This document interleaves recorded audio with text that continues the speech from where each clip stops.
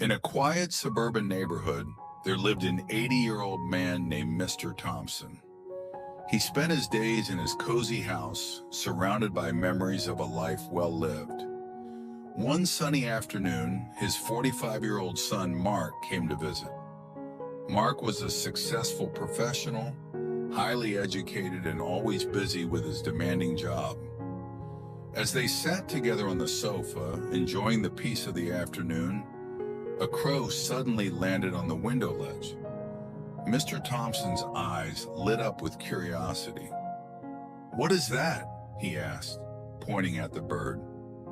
Mark glanced over and replied, "It's a crow, Dad." A few minutes passed in silence before Mr. Thompson asked again. "What is that?" Mark, slightly puzzled, repeated. "It's a crow, Dad. I just told you." The moments ticked by slowly, and yet again Mr. Thompson inquired, "What is that?" This time Mark's patience began to wear thin. "It's a crow, Dad. Why do you keep asking me the same question?" But the fourth time his father asked, Mark lost his temper. "It's a crow. How many times do I have to tell you? Are you losing your mind?" Seeing the anger and frustration in his son's eyes, Mr. Thompson quietly got up and walked to his room. He returned holding an old, worn-out diary, its pages yellowed with age. Without a word, he handed it to Mark and asked him to read a particular page. Curious and a bit ashamed of his outburst, Mark opened the diary and read aloud the entry dated many years ago. "Today, my little son Mark, age 3, was sitting with me on the sofa when a crow landed on the window. Mark asked me 23 times what it was, and I replied to him all 23 times that it was a crow. Each time he asked, I felt an overwhelming sense of love and joy. I hugged him lovingly every time he asked the same question."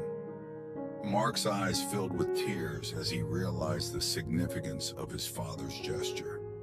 He had asked his father the same question only 4 times, and yet he had lost his patience. But when he was a child, his father had answered him with love and patience 23 times.